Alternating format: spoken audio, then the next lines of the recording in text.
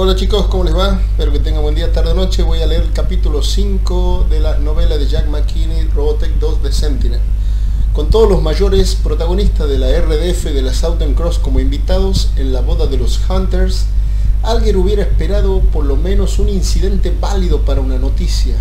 Pero de hecho la única escena negativa había surgido de la canción de Lin Min Mei, lo que provocó algunas exclamaciones de desaprobación en algunos pocos miembros de la sociedad de hermanas.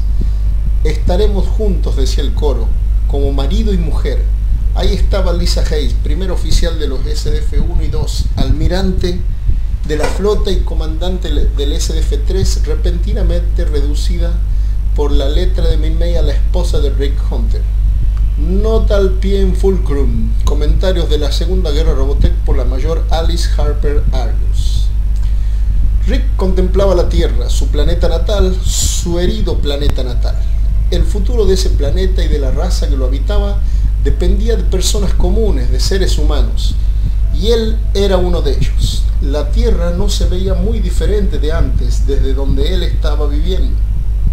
Las nubes cubrían su superficie dañada, pero él había recorrido el planeta en estos 6 años y sabía que nunca volvería a ser el mismo, y necesitó una nueva clase de fortaleza para recuperarse de este hecho, enfrentar la realidad y renunciar a sueños que ahora considerados banales. Lisa llegó a acompañarlo, pero después de que se besaron, notó que Rick estaba distante. Él volvió la vista para contemplar los transportes con invitados para la boda, su boda. No puedo evitar pensar si hemos hecho la elección correcta. Es como un sueño alocado. Max le había comentado del humor de Rick y quería hacerle entender que ella podía ayudarlo mejor que nadie. Aún así, no le gustó su repentina indecisión. No es un sueño. Si tenemos éxito, estaremos asegurándonos un futuro para todos nosotros. Lo sé, dijo Rick desdeñosamente. No estoy tan mal como sueno. Es que todo está pasando tan de repente. La misión, nuestra boda.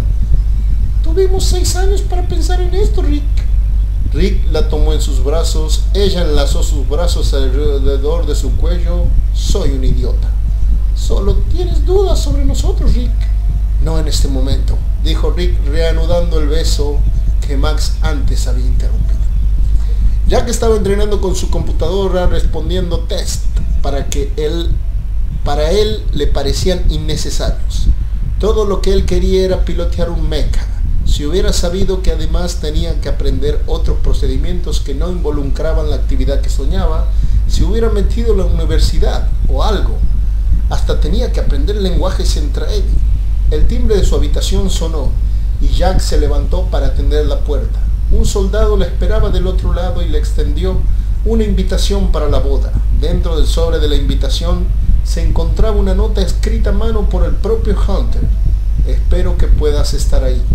Leyó y releyó hasta que pudo creerlo. De Richard A. Hunter. Le comentó Jack Baker al soldado enfrente suyo. Mi amigo, el almirante.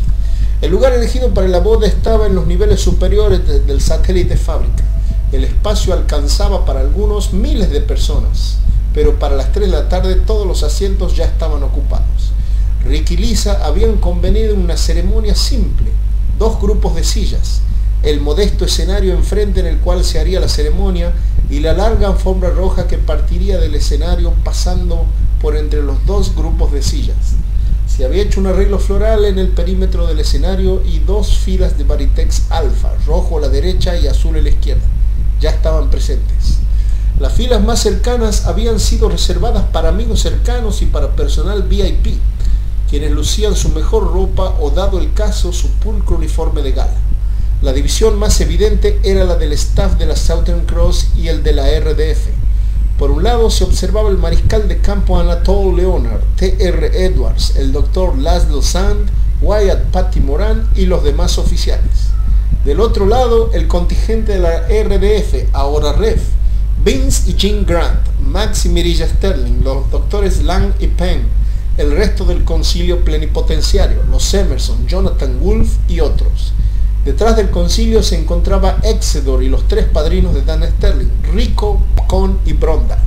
Las tropas micronizadas de Britai se encontraban más atrás, junto con el Wolfpack y los escuadrones Goats y Skull. En el frente se encontraban Lynn Mace y Janice M.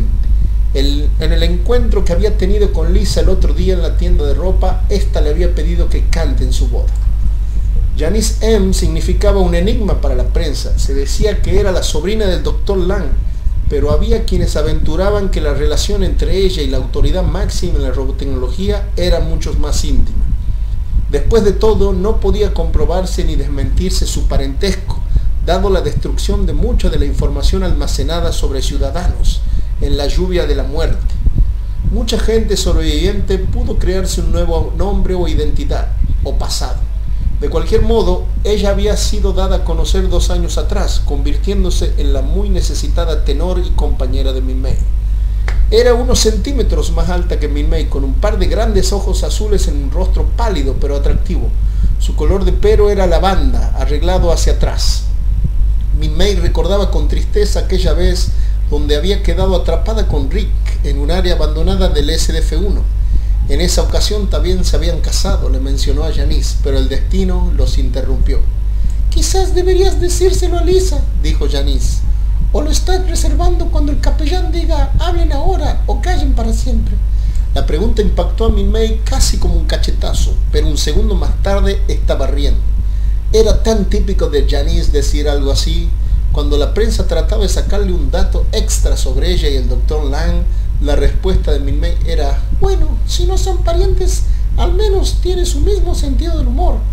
Es que no puedo dejar de pensar en lo que pudo haber sido, explicó más tarde Min-Mei. Es mejor que lo olvides, Lin. El pasado solo son un grupo de fotones alejándose a la velocidad de la luz. Oh, eso es muy romántico, Janice, respondió Min-Mei en tono de sarcasmo. El romanticismo es para novelistas. ¿Y qué hay de nuestras canciones? ¿Acaso no son románticas? Janice la miró con toda seriedad. Nuestras canciones son armas. La ceremonia empezó. Rick se encontraba en el escenario, a su lado Max como padrino y atrás suyo el capellán. Britai era el que cortaba a Lisa, vestido con su nuevo uniforme y su máscara que cubría todo su rostro. La pequeña Dana venía atrás de Lisa con un ramo de flores en sus manos. Lisa se veía radiante con su vestido, una flor en su peinado y un collar de perlas. La ceremonia fue adecuada. El capellán recitó las frases convencionales. Rick colocó el anillo en el dedo anular de Lisa y de pronto todo había terminado o empezado. Se besaron en medio de un centello de luces. La multitud homenajeó con un aplauso y afuera en el espacio estallaban fuegos artificiales mientras sonaba una fanfarria. Rick y Lisa sacudieron miles de manos y besaron miles de mejillas, y luego bailaron al ritmo de la conmovedora canción de Min-Mei y Janice. La canción se llamaba Together y los emocionó a ambos. A pesar de vivir el mejor momento de sus vidas, ambos sentían una ola de tristeza, quizás transmitida por la canción, una canción de amor, pero que implicaba un sentimiento de pérdida, de lo efímeras que resultaban ser ciertas cosas. Oh, Rick, dijo Lisa en el oído de Rick, conmovida hasta las lágrimas por la voz que conquistó una armada. ¿Cómo desearía que Roy y Claudia estuvieran hoy con nosotros? Rick la guió en un giro para que la espalda de su novia estuviera de frente a la audiencia. Y Ben, pensó, y Global, y Sammy, y Vanessa, y Kim, y los muchos millones que fueron reclamados por la sed insaciable de la guerra. Cuando la canción terminó, ya varias parejas se les habían unido a la pista y la fiesta tomó un cauce más alegre. Más tarde un fotógrafo tomó varias instantáneas de Rick y Lisa, una de ellas con Lisa dándole un pedazo de pastel a su esposo. En otra parte de la fiesta, Wolf estaba al acecho de Min-Mei. Esta es seguramente la recepción más grande en la que he estado, estaba diciéndole Min-Mei a Janice cuando él se aproximó a ambas. Cantaste hermosamente, empezó diciendo el oficial con tono confiado. Min-Mei reconoció un tipo de patrón en la mirada de Wolf y empezó a mirar en busca de una ruta de escape. Gracias, respondió distraídamente. El nombre es Wolf. ¿Sabe hace cuánto quería conocerte? Wolf, genial, estaba pensando Min-Mei para sí misma cuando de pronto intervino Janice. Traté de ir viendo unas barras. Wolf quedó anonadado y miró a las dos mujeres sin poder dar ninguna respuesta. Ah, claro, estaba hablándole a Min-Mei, no a mí, dijo Janice. Mejor me reubicaré, así le doy una segunda oportunidad. Tanto Wolf como Min Mei miraron cómo Janice se alejaba. Wolf carraspeó y estaba por volver a intentarlo, pero Min Mei se alejó con una excusa. «Hay alguien allí a quien quiero hablarle», dijo sobre su hombro. Desairado, Wolf se arregló el uniforme y esperó que nadie haya observado esa escena. Min Mei estaba hablando con Exedor y otros 3 hombres en Ready, pero más alejado de ella se encontraba otro hombre que la miraba con gran interés. Wolf se ubicó para tener una mejor visión del extraño, un técnico a juzgar por su uniforme. Jonathan estaba seguro de no haber conocido a ese hombre, pero sí estaba seguro de haberlo visto en alguna parte. Era alto, delgado y con barba. Una figura empezó a formarse en la mente del oficial. La barba tendría que irse, el pelo debería ser largo y más oscuro. Aún así, no recordaba de dónde lo conocía, pero algo extraño le vino a la mente: artes marciales y películas viejas. Karen Penn, su padre y el Dr. Lang estaban conversando juntos y comiendo pedazos del pastel de la boda, cuando un hombre de civil se aproximó hacia ellos. Lang le presentó al Dr. Laszlo Sant, un hombre de manos frías y con los mismos ojos que el Dr. Lang, enteramente negros. Después de la breve presentación, Sant comentó que le recordaba a la pequeña Dana Sterling por su cabello rubio. No supo por qué, en la manera en que lo dijo hizo temblar la mano de Karen y su tenedor se cayó al suelo. Karen se agachó a recogerlo, pero alguien le había ganado de mano. «Permíteme», le dijo un soldado pelirrojo. «Soy bastante bueno con las manos». «Karen, soldado. ¿Baker?» «Si mal no recuerdo», dijo Lang a modo de presentación.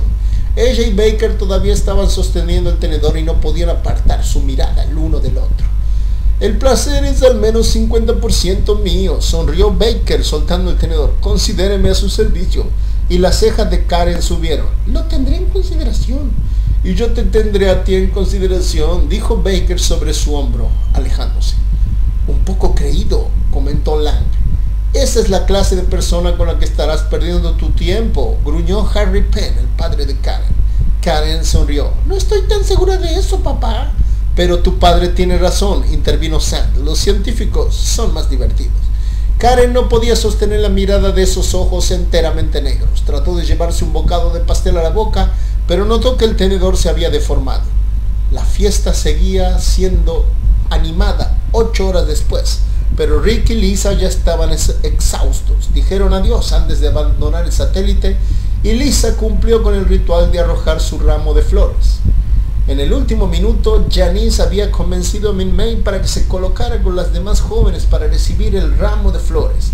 Alrededor de ella estaban tanto jóvenes civiles como oficiales y notó que era una mujer entre adolescentes, una soldado rubia que tenía a su derecha, no tendría más que unos 17 años. Lisa arrojó el ramo de flores, el cual fue a parar nada más y nada menos que a las manos de Lin Min Mei, quien no tuvo que esforzarse mucho para atajarlo. Es más, pareció como si las demás mujeres se lo habían cedido. «Nos veremos después de la luna de miel», gritó Lisa antes de irse, sin saber dónde había aterrizado el ramo. «Sí, dentro de 8 horas más tarde», agregó Rick, llevándose a su esposa. Min Mei bajó su mirada hasta el ramo, olió el aroma de las flores y pensó con tristeza.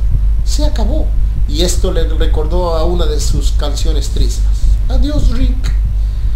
En Optera, la Regis Invit se enteró de los planes de su esposo a regresar allí y empezó a preparar su partida. Por supuesto, irse significaba abandonar sus experimentos de pozos de Génesis, el gran trabajo para la transmutación y la liberación de su raza de la condición base. Pero ¿cómo podría seguir avanzando con su presencia? No, él la había trazado ya lo suficiente. Decidió hacer una división de bienes, aunque no tuviera consigo el cerebro Invit. Tenía otras ventajas basadas en la protocultura para reemplazarlo. También se llevaría a la mitad de sus tropas, dejando en Optera aquellas larvas que aún no habían despertado. Su hogar en Optera, su castillo, era una colmena gigante. Alguna vez cuartel general para su gran trabajo. Ahora meramente se trataba de una morada, donde el regente conservaba sus cosas, sus sirvientes y ridículas posesiones. En un tiempo, ella le había creído cuando él decía que no hacía por ella, pero más tarde concluyó que todo eso era nada más que un producto de autosatisfacción para sus conquistas militares. La ignorancia y la terquedad del regente eran suficientes para volverla loca. Él era en toda manera mental y espiritualmente inferior a ella, y aún así era poderoso. y en su presencia ella podía sentir su mente enferma, tratando de alcanzarla, tratando de someterla. La Regis estaba convencida de que si no se alejaba de él, terminaría siendo arrastrada a su mismo nivel barbárico. Pero su mente estaba despejada ahora y tenía bien claro el camino que tomaría. No obedecería nunca más a sus demandas. Si había que encontrar la matriz, sería ella quien lo haría, no invadiendo los significantes mundos de los maestros, sino enviando su sensor Nebula a los confines de la galaxia para encontrar la fortaleza dimensional de Zor. Entonces arrebataría la flor de sus ladrones, las liberaría de su matriz y encontraría un nuevo Ptera para sus experimentos. Mientras tanto, el planeta Praxis sería suficiente y la desgracia caerá sobre aquel que interfiera en mi camino. Tomamos un poco de agua y vamos al capítulo 6. Libro 1, Devil's Hand. Seguimos con la novela de Robotech 2, Los Centinelas. En realidad lo he estado pensando hace meses, pero no encontraba la manera de preguntarlo. Y no estaba segura si ibas a entender mi decisión. Me imaginabas caminando hacia Lan o hacia otros miembros del concilio y preguntarles, ¿podría ir con ustedes en su viaje? Y entonces te hubiera dicho que me iba a un tour por mi cuenta. La única diferencia era que en vez de la Tierra sería en Tirol. Me habrías partido la cara. Espero que puedas perdonarme y quiero que sepas que después de que la misión expedicionaria vuelva, seguiremos donde nos habíamos quedado. O sea, quién sabe, quizás habré adherido un montón más de cosas a mi repertorio. De todos modos, creo que la experiencia no será buena para mí. Nota de despedida de Lin Minmei a su representante, Peter Sharkey O'Toole. La alarma sonó a las 5:15 de la mañana. Rick enterró su cabeza en la almohada y pudo sentir a Lisa estirarse y sentarse en la cama. Luego la escuchó desperezarse y sintió su cálida mano en su espalda. «Buen día», dijo ella.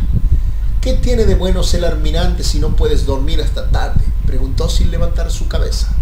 Rick lo besó en el cuello. «No, hoy no, Rick». «Entonces dime por qué a las 5:15 nunca se sintieron tan temprano como esta vez».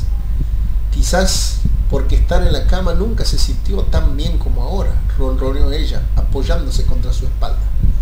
Rick rodó sobre sí mismo y la abrazó. «Ese es un hecho, señora». El timbre de la habitación sonó interrumpiendo su abrazo. Rick se levantó, abrió la puerta y se encontró con un mayordomo robot, quien traía el desayuno de parte del Dr. Lang. Rick lo dejó entrar, lo desactivó y llevó él mismo la bandeja hasta la cama. Rick le hizo una divertida reverencia a Lisa mientras ésta se sentaba.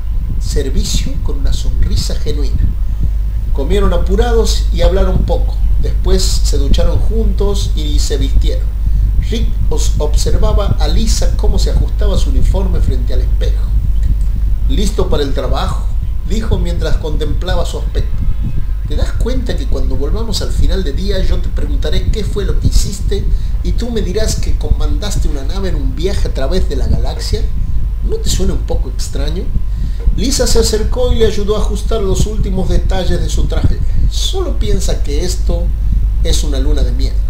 Rick sonrió. «Me aseguraré de decirle eso a los maestros». Jean Grant había llorado en su boda, pero esas lágrimas habían sido lágrimas de alegría y recuerdo. Las de ahora eran de tristeza. Su hijo Bowie también estaba a punto de llorar, pero trataba de contenerse.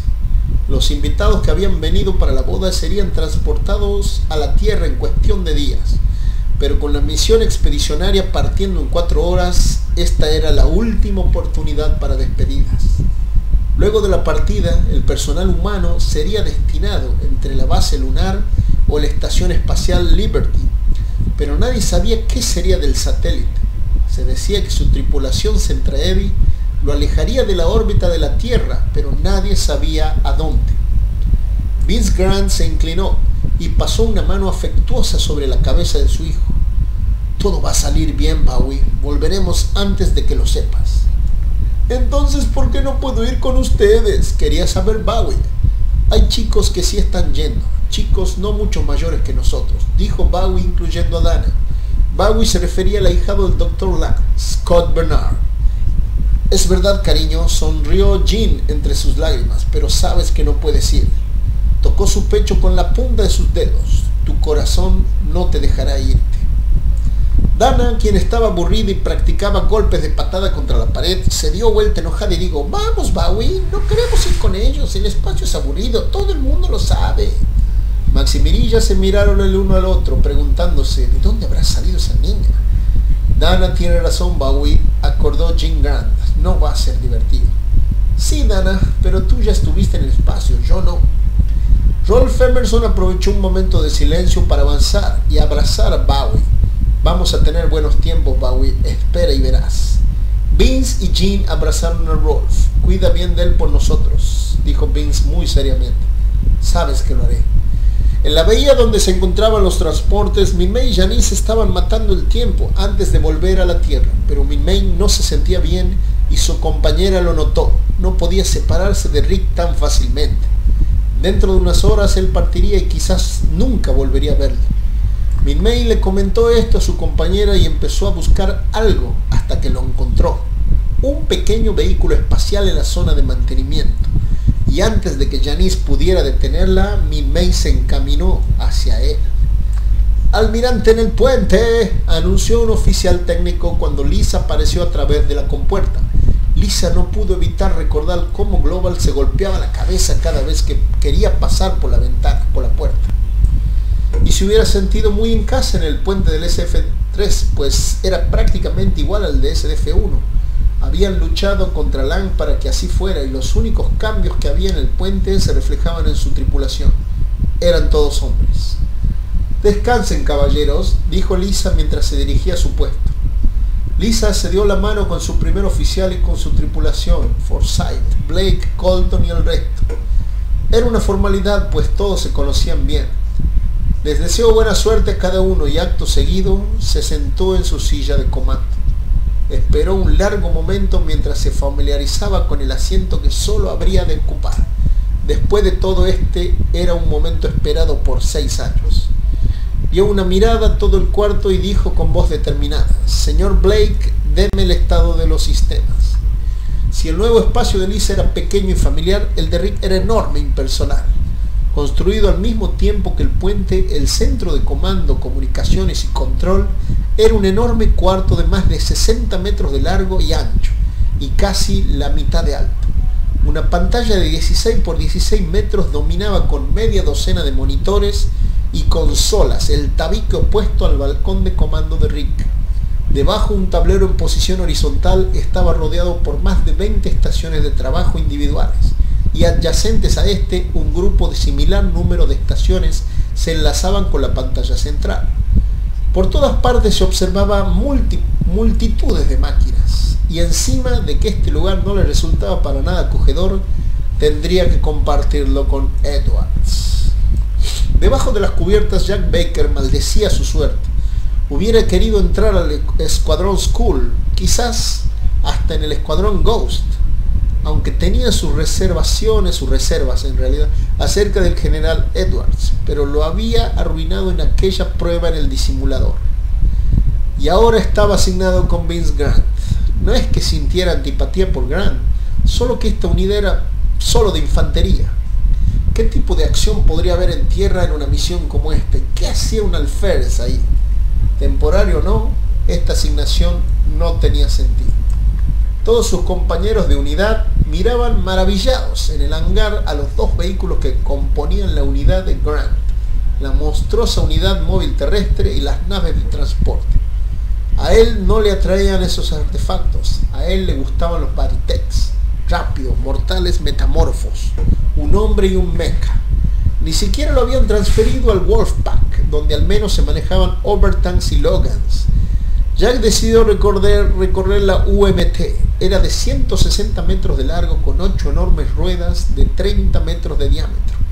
Grupos de luces reflectoras, torretas escondidas de rayos de partículas y múltiples plataformas lanzamisiles. Del lado del frente había 2 rampas desplegables y más arriba, protegida por escudos contra impactos, estaban 2 estaciones externas de comando posicionadas a cada un lado del enorme cañón de pulso, el cual podía elevarse y rotarse. Jack todavía estaba apreciando la unidad 5 minutos después, cuando divisó a Karen Penn bajando por una de las rampas. Su ajustado uniforme resaltaba mejor su figura de lo que lo había hecho su vestido la noche de boda. Los ojos de Jack cada vez se iban abriendo más al pasar de los segundos. En un momento Karen lo vio, le sonrió y saludó. «Hey Baker, ¿qué haces por aquí?» Jack le sonrió y le respondió: «Admirando mi suerte». «Estoy muy entusiasmado», le contó Emil Lang a Exedor después de que ambos terminaron su ronda los controles transposicionales y los motores reflex. «Es más de lo que esperaba». Exedor reconoció en la cara de Lang lo que veía en las caras de los infantes humanos en Navidad. El embajador respondió con el mismo tono de anticipación. «¿Se imagina, doctor, lo que debo sentir al volver a casa después de tantos años?» Lang observó a Exedor como si hubiera notado algo por primera vez. En ese momento, un técnico los interrumpió para avisar a Lang que todos los sistemas estaban en línea y que en el puente esperaban su confirmación. «Está bien, dele al almirante lo que quiere, señor Price», declaró Lang. «El momento ha llegado». «Ahora», dijo Min-May a Janice. Cuando toda la gente que estaba en el hangar se aproximaba a las escotillas, Min-May y Janice se escabulleron dentro del vehículo sin llamar la atención. A cualquiera le hubiera sorprendido la facilidad y familiaridad con que Janice arrancó y despegó con la nave, pero Min-May ya la conocía desde hace más de 2 años y había presenciado muchas otras hazañas de su amiga y compañera. Lang, quien las había presentado en Tokio, siempre hablaba maravillas de ella y no era para nada menos, aunque a veces Min-May la sentía como una persona fría y distante. El único hombre en su vida había sido con el senador Moran. Una relación un tanto extraña. Janice podía volar, pelear, absorber enormes cantidades de información y hablar de una docena de lenguajes, incluyendo el Centraedi. Pero lo que más había sorprendido y atraído a Min-May era su voz, y cómo podía complementarse con la suya de la manera más perfecta. Lo que la voz de Min-May había logrado con los Centraedi, la de ambas podía replicarlo 10 veces. Y si los maestros de robotecnia enviaran a otra ola de clones guerreros durante la ausencia del SDF-3, la armonía de Min-May y Janice serían la salvación para el planeta. «Nuestras canciones son armas», pensó Min-May. Min-May entendía la responsabilidad que Lang le había explicado, pero en este momento las preocupaciones de Lang le parecían paranoicas. Así que cuando Janice se aproximó a la fortaleza, Min-May le pidió que mantuviera un curso paralelo. «Pero el SDF-3 va a transposicionarse. Quedaremos atrapados en su campo». «Hazlo por mí, Janice». Janice se quedó quieta por un momento y luego respondió: «No planeas volver al satélite, ¿verdad?» Min-May se dio vuelta en su asiento y tomó sus manos. «¿Estás conmigo?» Janice miró los ojos azules de su amiga, en los cuales leía desesperación y miedo, y dijo: «¿Acaso tengo elección?» Min-May miró a la Tierra con sus nubes y sus océanos como si fuera por última vez. «Ingeniería confirma llegada a la órbita lunar», dijo Blake. «Listos para partir, almirante». «Señor Colton, comienza el conteo», dijo Lisa aferrando sus brazos a su silla, empezando desde 10 y descendiendo. 9. «Almirante», exclamó Blake repentinamente, «el radar muestra un objeto dentro del campo de la transposición». 5, 4, «¿Qué es?» «Una nave, señora, una nave de transporte». 2, 1, «demasiado tarde, ejecuten», gritó Lisa, y la fortaleza saltó en el hiperespacio. Se está poniendo bueno esto, ¿eh?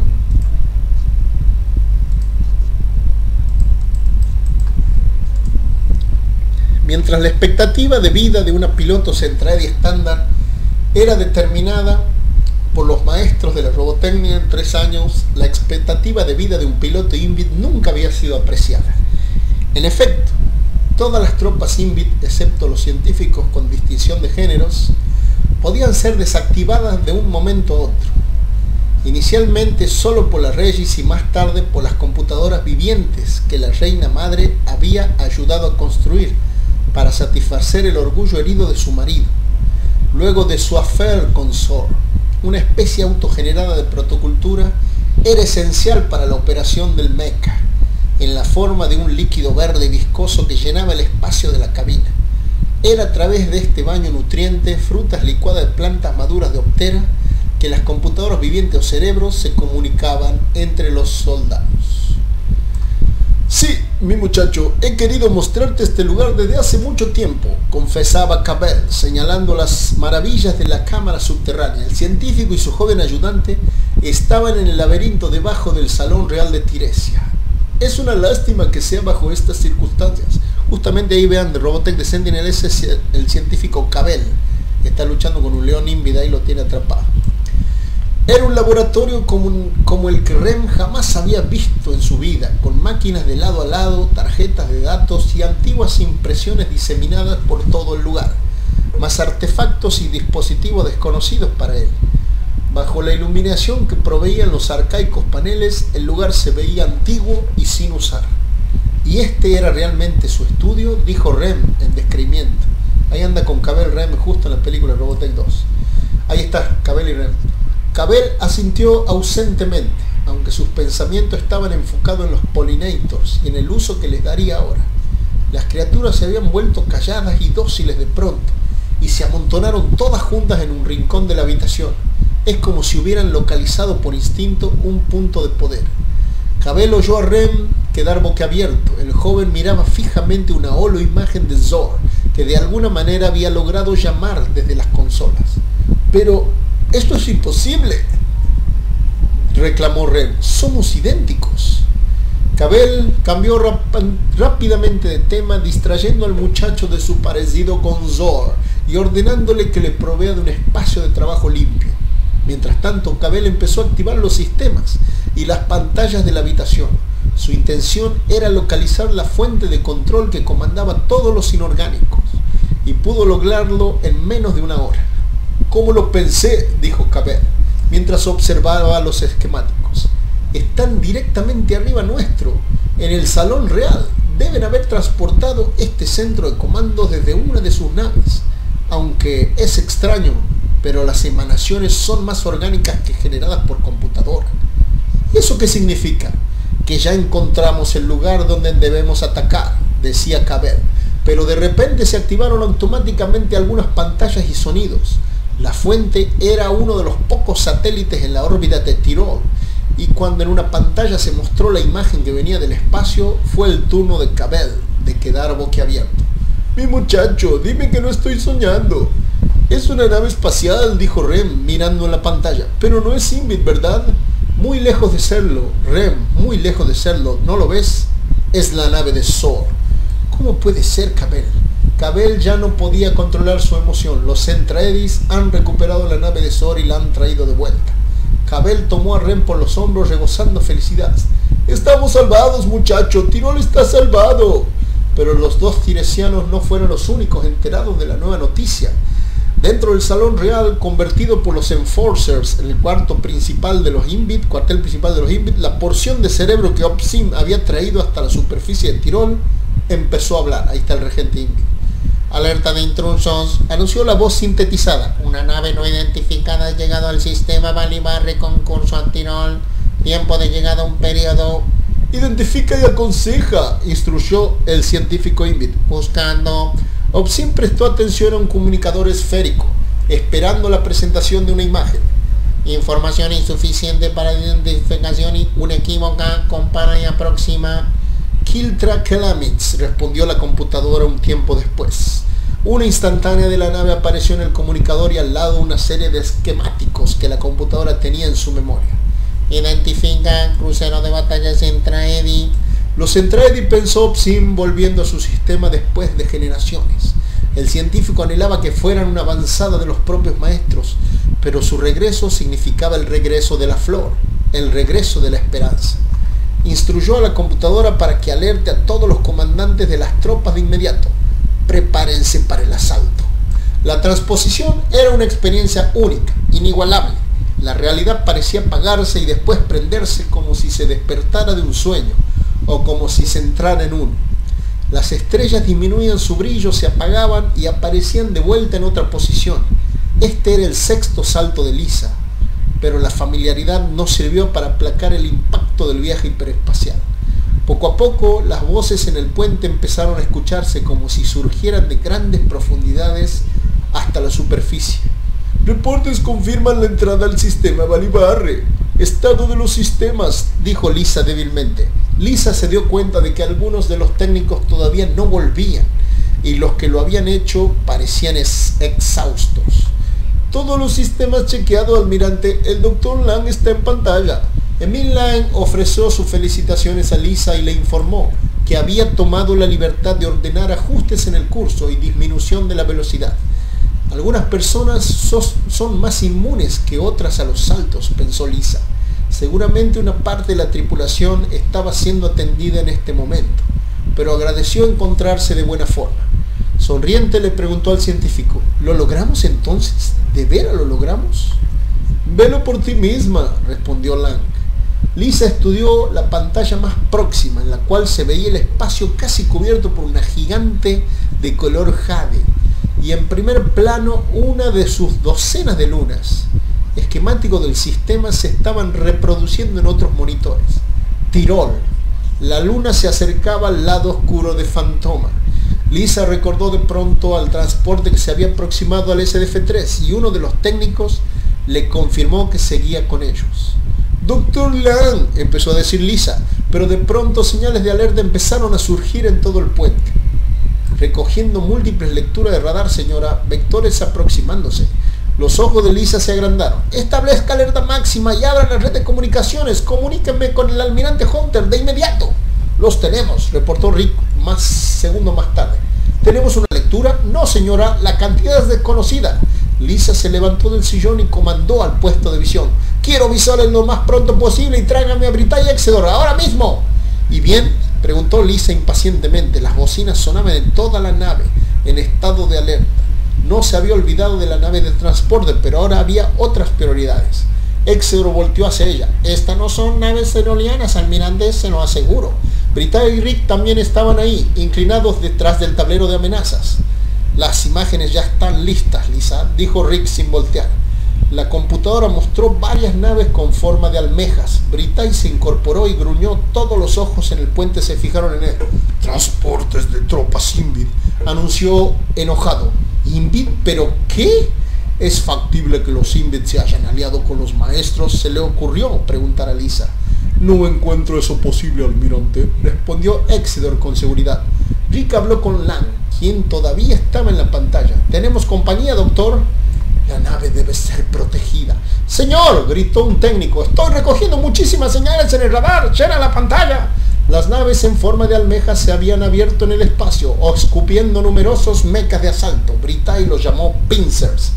Quiero el Skull listo para partir. El escuadrón Ghost ya está afuera, anunció Blake desde su puesto. ¿Qué? Rick se comunicó en el cuarto de situación preguntando quién había dado la orden. El general Edwards, fue la respuesta. ¿Edwards?, repitió Rick furioso. Blake hizo otro anuncio. Señores, el escuadrón Ghost comunica que se aproxima para interceptar al enemigo. Cabell estaba confundido. No era la nave de Zor, sino un facímil. Peor aún, los Invid ya habían enviado a sus Pincers contra la nave Centraedi, y ésta ya había desplegado a sus mechas. Inicialmente Cabell quería convencerse de que los Centraedi se habían micronizado, pero desechó este pensamiento. Era más probable que la nave haya sido tomada por la fuerza por otra raza, y él ahora estaba buscando la identidad de estos nuevos invasores, y los datos que se hallaban en una de las computadoras de la red confirmó sus sospechas.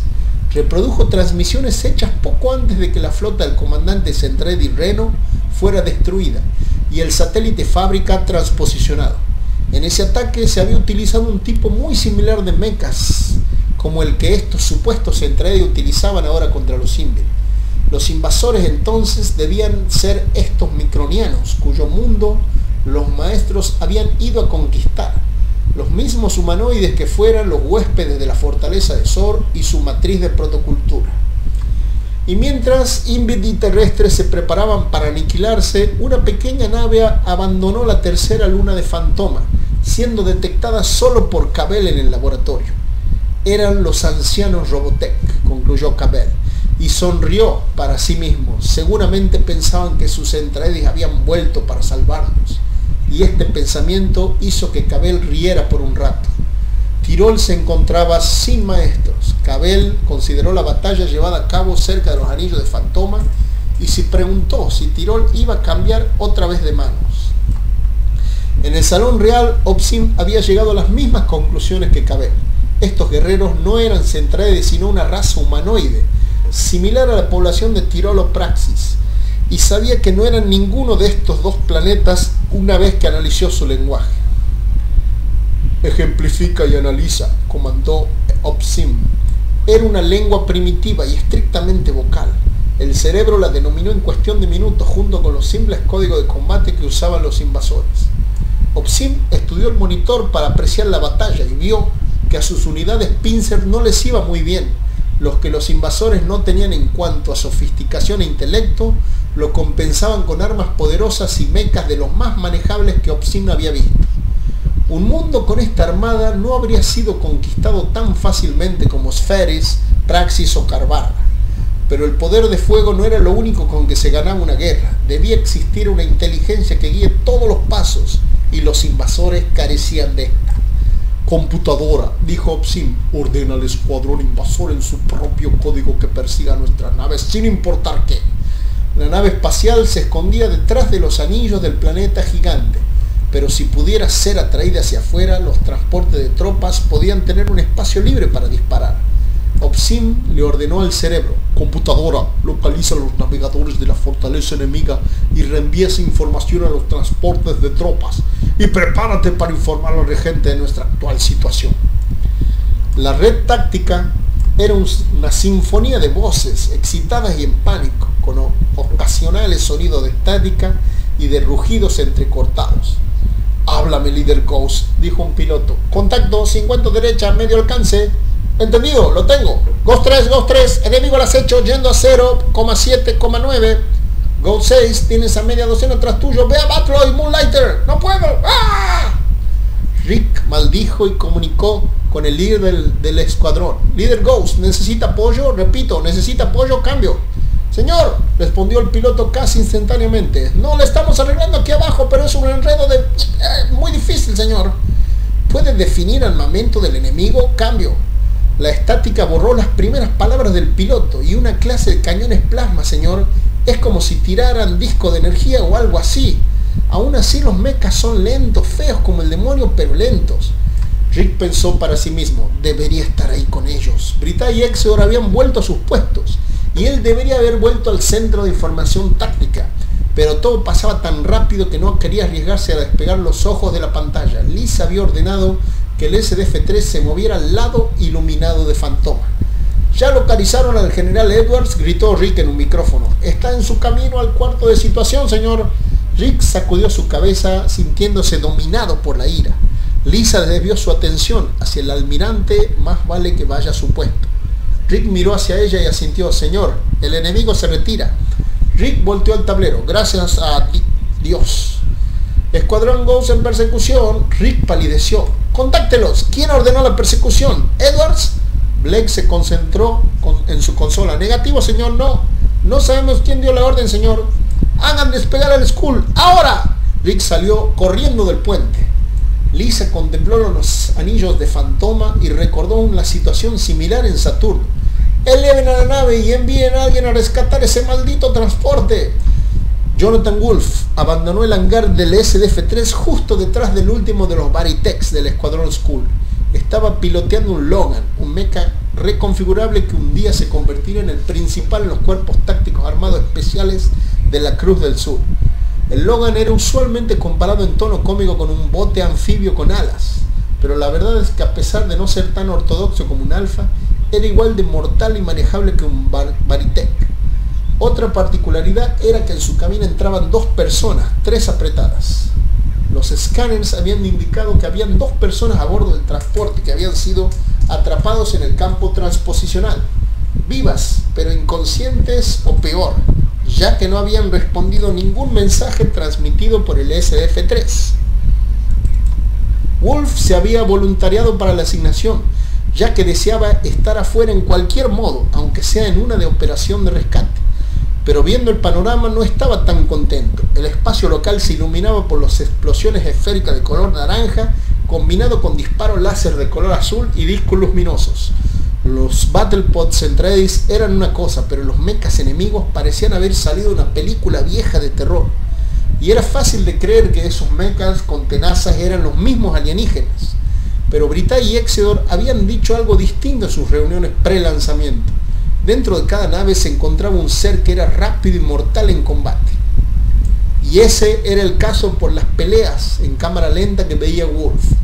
Los BT del Skrull luchaban contra los remanentes de la primera fuerza de asalto enemiga en un esfuerzo por alcanzar al escuadrón Ghost, quien estaba en persecución de la fuerza principal. Worf contemplaba sorprendido cómo Battloids y Pincers intercambiaban descargas, se volaban los unos a los otros en pedazos y a veces luchaban mano a pinza, una vez que se agotaban sus municiones. Worf miró cómo la capitana Mirilla Sterling enfrentaba y derrotaba a 3 naves Invit con su alfa rojo y misiles perfectamente colocados. A Max también parecía irle bien, pero a pesar de su lentitud, el enemigo le superaba en número y Worf preguntó hasta cuándo podría aguantar el Skrull. Él se acercaba al transporte ahora y distinguió que ambos pilotos estaban inconscientes. Cambió su Logan a modo Battloid y empezó a empujar el vehículo hacia el SDF-3. Justo entonces recibió un comando por la red de hacer un claro y vio como la fortaleza emergió de los anillos mostrándose. Inexplicablemente los Baritex del Skrull se dirigieron hacia uno de los flancos, dejando el camino libre a los Pincers para que atacaran a la fortaleza. 5, 4. Lisa se aferraba con fuerza a su sillón mientras la cuenta descendía. Eran unos segundos, experimentaría un sentimiento que hacía casi 10 años no vivía, más traumatizante aún que una transposición, y esta vez ella se sentaba en la silla. Ella daría la orden. 1, 0. Disparen el arma principal. Los Pincers de los que los Wolves se preocupaban ya eran historia, pero mientras el Skrull reanudaba su camino hacia el Ghost, 2 transportes de tropas enemigos se habían materializado de la nada en la estela del SDF-3. Por acto reflejo, Worf gritó en su comunicador, advirtiendo al puente de la amenaza. Las baterías secundarias comenzaron a disparar mientras la nave luchaba por darse vuelta, pero había sido demasiado tarde. Worf observó cómo el SDF-3 sostuvo 6 disparos certeros antes de que las naves Invit fueran destruidas. Un pilar de recuerdo, sin vida de hombres y mujeres, yacía en los pisos de la sala de ingeniería.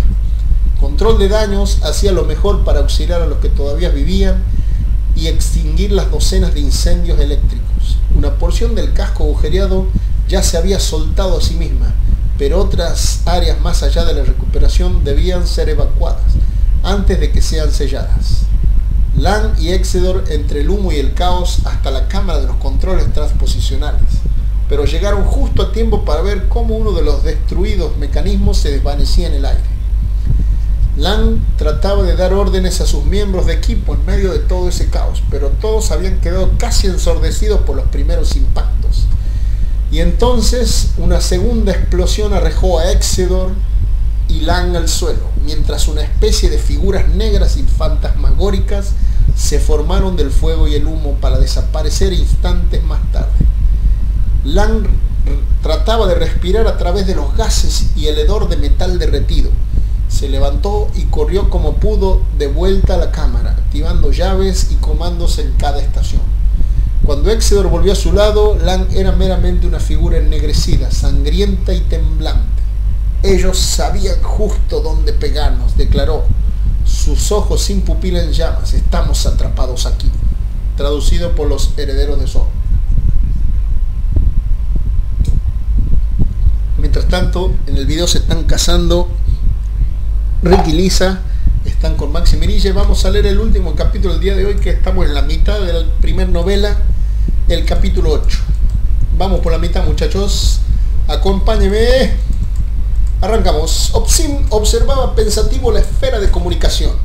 La mayoría de sus Pincers y 4 transportes de tropas se habían perdido, pero habían logrado buena parte de su propósito. La nave enemiga estaba gravemente herida, si no destruida. No había podido transmitir un mensaje informando al regente de su situación, pero envió una nave hacia su líder y los refuerzos estaban asegurados.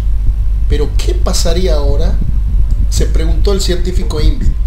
La nave invasora tendría que elegir entre aterrizar en Tirol, que entraba ahora en el lado oscuro de Fantoma, o permanecer defendiendo su posición en el espacio.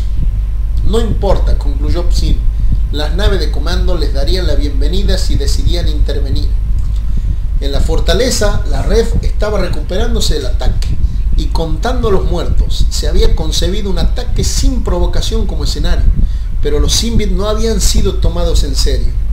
Lang había pensado que los Centredi habían eliminado a casi toda esta especie y ni Britai ni Exeor le habían provisto de suficientes datos.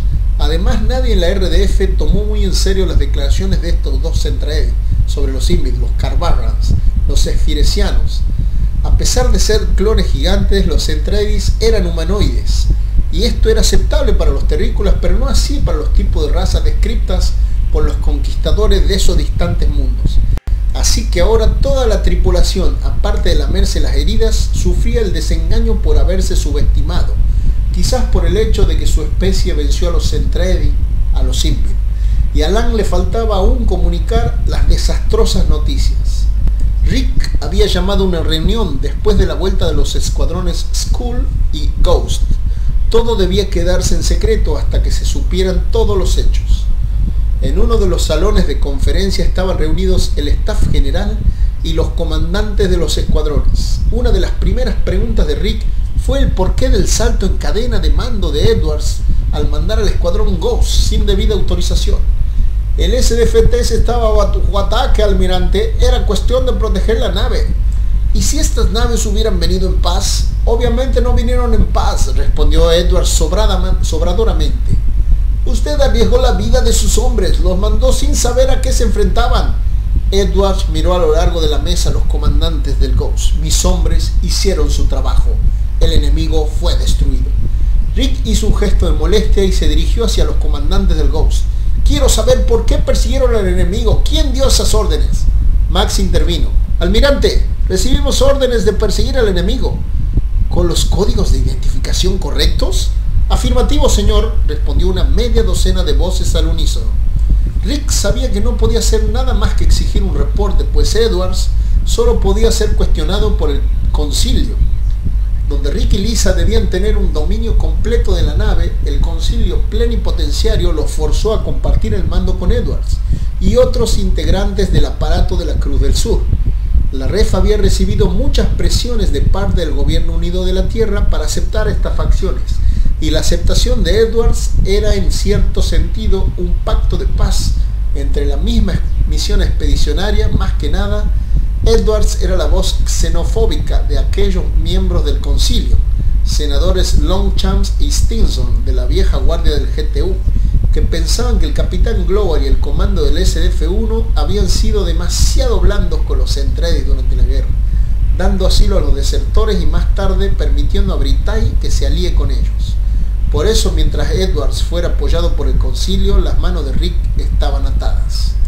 Rick se dirigió a Edwards. Quiero reportes completos acerca de esto para las 14 horas, ¿entendido? Más tarde los pilotos empezaron a describir a los mechas con los que se habían enfrentado, cuando un teniente entró con un mensaje para Rick. Era de Lang. Indicaba que el transporte había sido finalmente rescatado y traído a bordo. Rick se puso pálido al leer los nombres de las dos personas rescatadas. Min-Mei recuperó lentamente la conciencia. Rick estaba a su lado.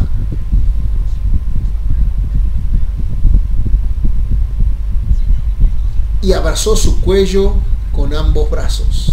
Min-Mei, ¿estás bien? Él había salido de su abrazo y estaba sosteniendo sus manos. Sí, bueno, empezó a decir, excepto por... De repente la memoria le dio un golpe. Rick vio el shock de Min-Mei al darse cuenta de dónde estaba. Estás a bordo del SDF-3, estás a salvo. Los doctores dicen que estarás bien. ¿Dónde está Janice, Rick? Janice está en el cuarto de al lado, el doctor Lang está con ella. Min-Mei lloró cubriéndose el rostro. Rick la consolaba pasando una mano por su espalda. ¿Por qué lo hiciste, Min-Mei?, preguntó después de un tiempo. Ella levantó la mirada y se enjugó las lágrimas. Rick, no podía soportar que todos se fueran. Son tan importantes para mí, ¿me entiendes? Podrías haber muerto allí afuera, ¿lo sabías? Gracias por salvarme la vida. Rick aclaró su garganta. En realidad deberías agradecérselo al coronel Wolf, pero lo importante es que descanses, hablaremos más tarde. Min-Mei se durmió en el momento en que Rick abandonaba el cuarto. Por eso no vio la mirada atónita de este al observar a un hombre de barba entrar al cuarto. La mirada era de reconocimiento, pero más tarde se convirtió en una de descreimiento. Mientras el hombre estudiaba la forma durmiente de Min-Mei, recordaba cómo él la había protegido de gigantes y peores cosas. En el cuarto adyacente al de Min-Mei se encontraba Janice, y visitándolo el doctor Emil Lang. Este se preguntaba por qué Janice le había hecho caso a Min-Mei. Esta pequeña treta casi les había costado la vida y había tirado abajo todos los planes que a Lang le había llevado tanto tiempo concebir. Janice, escaneo retinal. Con esa frase, los ojos de Janice intercambiaron una mirada ausente, casi interior, sosteniendo la mirada del científico. Su cara quedó completamente quieta y su piel pareció perder color. Sí, doctor Lang, comande. Quiero que relates los eventos anteriores a la partida del SDF-3 y analices la lógica de tus decisiones. Lang rió para sí mismo mientras escuchaba. Había previsto que esto podía llegar a ocurrir. La inteligencia artificial de Janice en realidad había desarrollado un cariño por Min-Mei. Lang recordaba cómo había sido el desarrollo del androide años atrás en el Centro de Investigaciones Robotech, en Tokio, cómo la había presentado a Min-Mei y cómo había logrado relacionarse, gracias a su nueva compañera, con nada menos que el senador Wyatt Patty Moran, uno de los mayores pilares del aparato de la Cruz del Sur. Pero no serviría mucho como espía, alejado a tantos años luz de la Tierra en el SDF-3. Lang suspiró con decepción mientras retiraba la tapa para un enchufe que Janice tenía en su nuca, escondida en su cabello.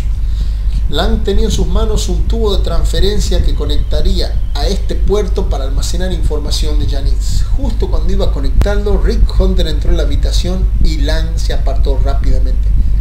Lo siento, doctor, ¿debería haber golpeado? Tonterías, replicó Lang. Rick le preguntó a Janice cómo se sentía y el androide con aspecto humano le dijo que necesitaba descansar. Lang estuvo de acuerdo y apagó las luces una vez que ambos hombres abandonaron la habitación.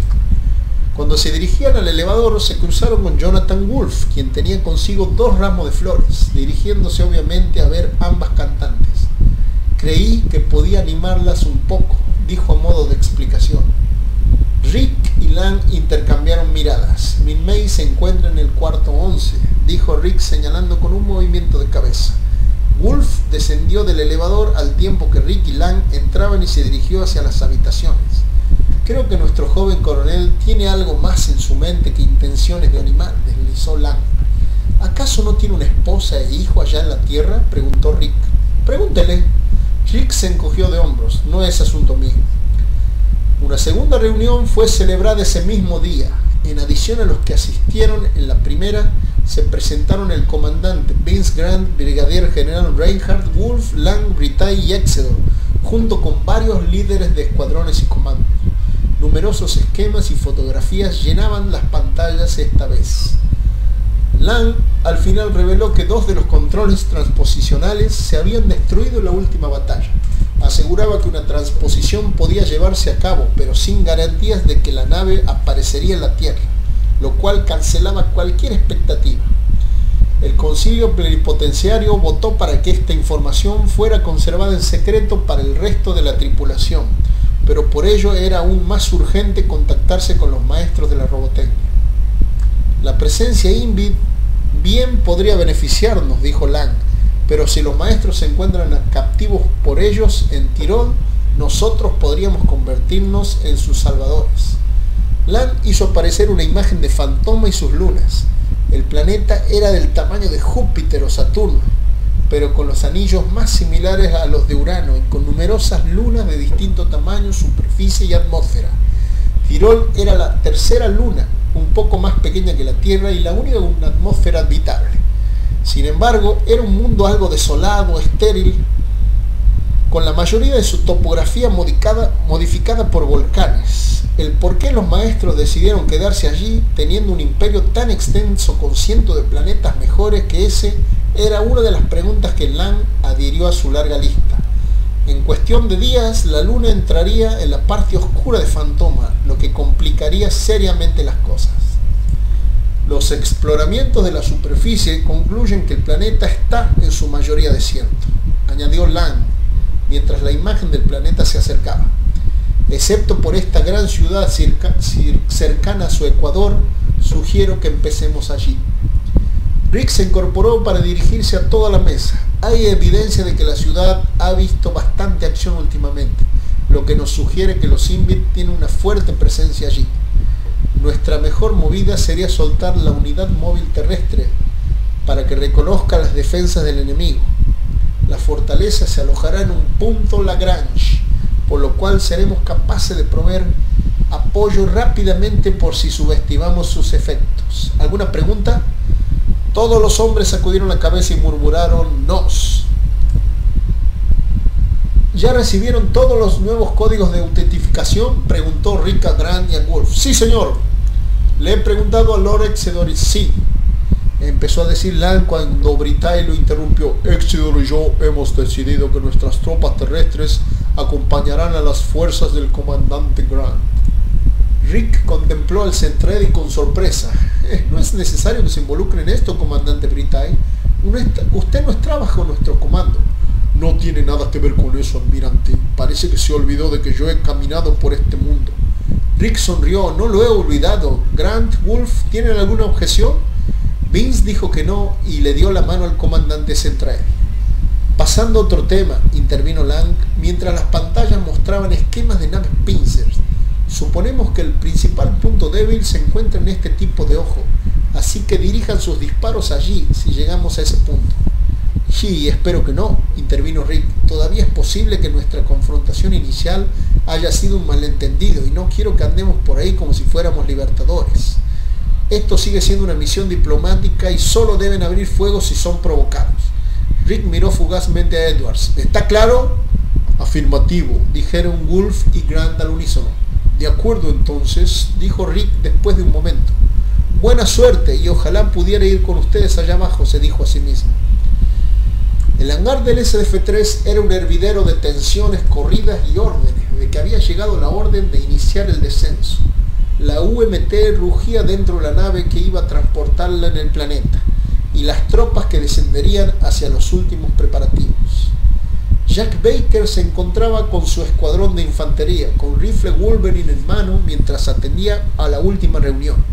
Todos los que se encontraban allí no se habían fogueado en la batalla del día anterior, pero habían oído los comentarios sobre esta nueva raza de extraterrestres que volaban naves parecidas a cangrejos gigantes. Y ahora la UMT iría en la vanguardia en el asalto terrestre sobre el mundo de los maestros de la robotecnia. Jack hubiera preferido pilotear un Alpha con el escuadrón Skull, pero esta operación era su única manera de ver algo de acción. La última vez que vio a Karen fue con los demás pilotos de Mecha, pero al tener su casco puesto no pudo escuchar su grito de salud. Desafortunadamente para él, su capitana sí lo escuchó y le dio una dura reprimenda. En otra parte del hangar, Min-May estaba dándole las gracias a Jonathan Wolf. Un pase escrito por el almirante Hunter lo había dejado pasar. Varios Sentries micronizados la contemplaban asombrados desde una distancia respetable, pero Britai los había puesto de vuelta en circulación con algunos gruñidos y maldiciones. «Tenía que agradecerle antes de que partieras», decía Min-May. «Janice quería que te dijera lo mismo, salvaste nuestras vidas». Min-May recordaba vagamente haberlo conocido en la boda, pero había conocido a tantos hombres aquella noche en el satélite fábrica. De todas maneras, había algo distinto de él que le llamaba la atención. Tal vez su bigote, su rostro apuesto, su altura y su figura fornida. Deseó haber usado otro atuendo para vestir. El uniforme de la RDF no le sentaba bien. Ahí justamente en la película lo vemos a Jonathan Wolf hablando con Janice M y con Min-May. Mira, justo. Wolf no le daba tanta importancia al parecer. «El honor podía haber sido para cualquiera», respondió Wolf, «pero tuve la bastante suerte para ofrecerme como voluntario». Ahí está Karen Penn con el Dr. Lang en la película. A Min-May le agradaba esto. Janice y yo queríamos tener una mejor vista de la fortaleza y bueno, ya sabes lo que pasó. Wolf arqueó sus cejas. ¿De verdad? Por los registros de vuelo de transporte que usaron, parece que deliberadamente se dejaron capturar por la transposición. Bueno, lo que sea que pasó, estoy contenta por ello. Yo también, respondió Wolf, sosteniendo la mirada. De repente Min-May se paró en puntas de pie y besó una esquina de su boca. «Tenga cuidado allí abajo, coronel». «Ok». Wolf tomó su mano y la besó. «¿Puedo verte otra vez cuando vuelva?» «Me encantaría, coronel». «Jonathan». Jonathan, ella sonrió. Cuídate, Jonathan. Esa pequeña tonta, dijo Lisa luego de que Rick le contara sobre mi mail. Estaban solos en un cuarto no muy lejos del puente. ¿Qué estaba haciendo? ¿Tratando de matarse? Tienes que verlos desde su lado, Lisa, arguyó Rick. Ella sintió que todos los que le importaban la estaban abandonando. Lisa lo contempló con sospecha. No tengo que verlos desde su lado, pero estoy seguro de que si tú la entiendes, ¿no? ¿Acaso lloró en tu hombro, Rick? Ya se puso celosa Lisa. Rick hizo un gesto de conciliación. Espera. No me gusta dónde va esta discusión. Mira, ella está aquí y ahora tenemos que lidiar con ello. De acuerdo. Lisa miró a su esposo por un momento y luego se dejó abrazar por él y apoyó su cabeza en su hombro. En las últimas 24 horas o más no se habían cruzado por más de 2 palabras y su confortable cama parecía encontrarse a kilómetros de distancia. Ambos estaban exhaustos y aturdidos por los eventos que habían sucedido desde que se levantaron para ir a trabajar. No era la luna de miel que habían esperado y la esperanza de seguir con la misión diplomática parecían extinguirse. En la gran pirámide que formaba el salón real en Tiresia, Opsim oía pacientemente a los anuncios de la computadora. Desde que había llegado, la fortaleza había intentado comunicarse con Tirol, pero Opsim había preferido permanecer en silencio. Si habían venido en paz, ¿por qué habían traído consigo ese impresionante arsenal bélico? Lo más confuso era que sus naves y sus mechas utilizaban protocultura, lo que los relacionaba sin ninguna duda con el imperio Robotech de los maestros. Y ahora enviaban un transporte hacia la ciudad, como él había pensado que haría. Dile a las naves de comando que se preparen, instruyó Opsim a su teniente, y haz que tus unidades estén atentos para un ataque de las naves. ¿Y los orgánicos, Opsim?, preguntó el teniente. Deben ser reactivados por el cerebro. Opsim sonrió lo máximo que le permitía su fisonomía. A su debido tiempo, Enforcer, a su debido tiempo. Traducido por los herederos Zor, escuchamos el capítulo 8. Nos vemos, chicos. Nos quedan 7 capítulos por delante.